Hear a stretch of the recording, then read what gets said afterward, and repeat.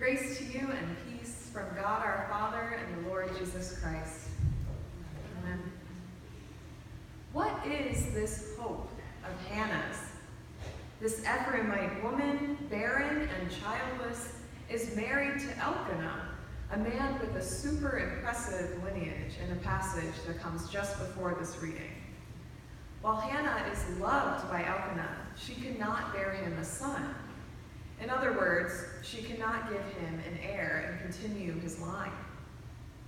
For Hebrew women of her position in pre-monarchy Ephraim, that means that Hannah has failed to perform her only meaningful function as a woman, childbearing.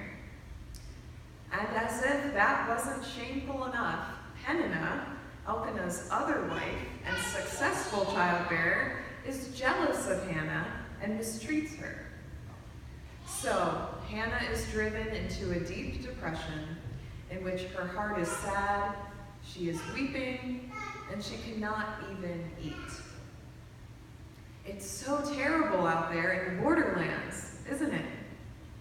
Hannah doesn't know it yet, but she is standing on the very edge of miraculous blessing. She is teetering on a log between two banks. She is actively crossing Harlem Avenue, finding herself at a crosswalk between barrenness and countless descendants, between the shame of a failed womanhood and the honor of a faithful matriarch, between a prayer of lament and a joyful song of praise. I, like Hannah, am a woman deeply troubled. Maybe others here have felt this way as well. I know something of the pain of a woman experiencing patriarchal oppression whose suffering does not cease even when it is exposed. In my hospital chaplaincy this past summer, I had an unsettling experience with a patient who had paged me during one of my on-call shifts because he was in the midst of a crisis and needed to talk. I listened to this man as he talked about his health, his family, his many times with prostitutes, among many other things. I was sure to make all the right chaplaincy moves, to remain objective, to suggest outside resources, to reflect his emotions back to him. But just before I left, this man asked me if I wasn't in the prostitution business myself. I was deeply troubled and left immediately, and when I presented an account of this visit to my all-male colleague group, one of my peers explained that I had encouraged this patient's sexist comments because I had listened to this man. So in other words, because I had performed my duty as a chaplain, I had somehow invited demeaning remarks. I firmly rejected this, of course, but the truth is, my chaplaincy did not invite these comments. My womanhood did. And when I came to my peers in utter vulnerability and honesty and pain, I was accused. Hannah wept in the temple, derided and forlorn, begging God for a son, and Eli accuses her of drunkenness. Hoping is hard for women, isn't it? We are judged by appearance and temperament, even stamina, and even when we play the game following every single rule, it seems like we still cannot win. If you received sexist comments from a patient, it must be your fault. If you are barren and childless, Hannah, well, it must be your fault. You wail in the temple, you must be drunk. And yet, Hannah is remembered and will soon be blessed. Women, it seems, are also in the borderlands. If we look even more closely, we start to realize that not only is Hannah blamed for her hardship in this story, but her husband, Elkanah, still manages to turn her misery around and make this story all about himself. Her husband, Elkanah, said to her, "Hannah, why do you weep? Why do you not eat? Why is your heart sad? Am I not more to you than 10 sons?" For For a moment there, it seems like Elkanah was willing to be a compassionate chaplain to Hannah. He asks, why the tears? And then dares to suggest that Hannah does not need to be a mother in order to be considered a person of worth. Am I not more to you than 10 sons? He asks. It sounds good. And yet, in that same breath, he manages to make Hannah's grief about him, redirecting the focus of the story once again to his own androcentric need for validation. Aren't I enough, Hannah? It seems that even in pre-monarchy Ephraim society, in Hannah's society, patriarchy is in the borderlands. Dear community of grace, could it be that all of us are in the borderlands? Hannah herself was on the edge of a woman's glory, and the whole people of Ephraim were living on the edge of the age of Israel's kings. Her son Samuel was to be the prophet and anointer of kings for generations. Israel's future is about to break open like Hannah's closed womb.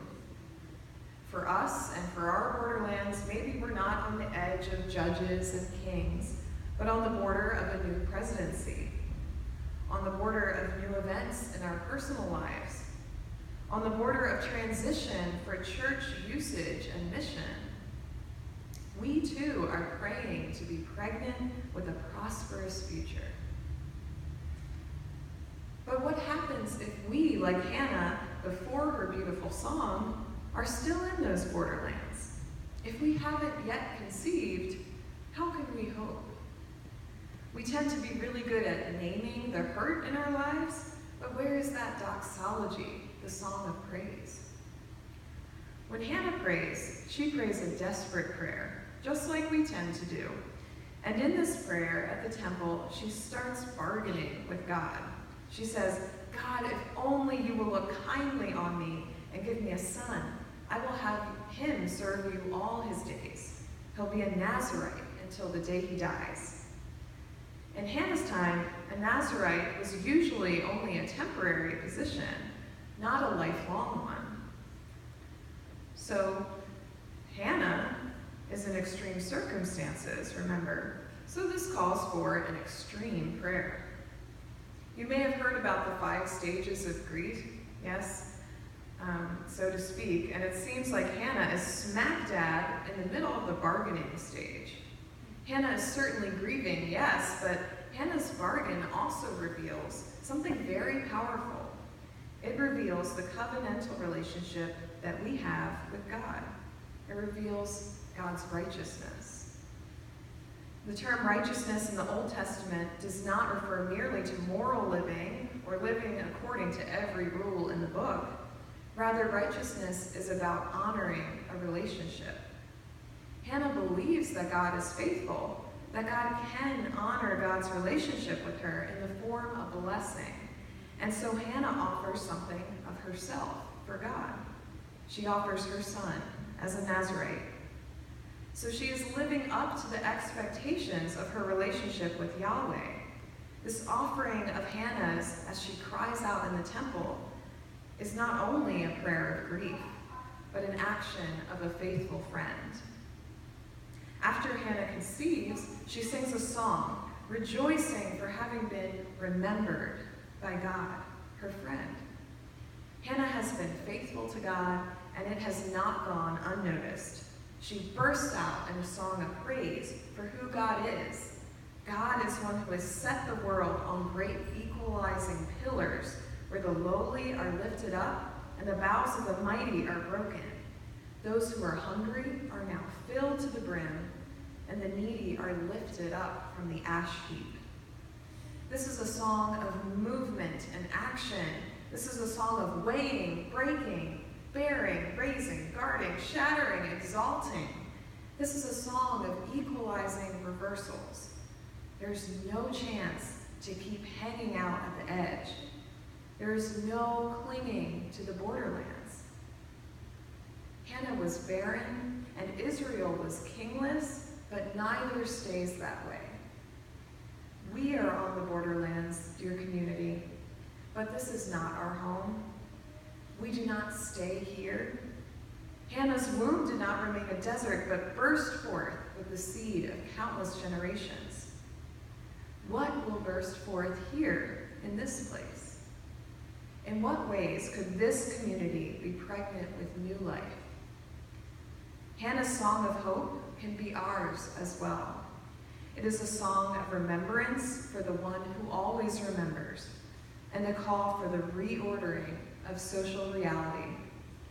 The borderlands are not a forever place, and that makes them a place of hope. Amen.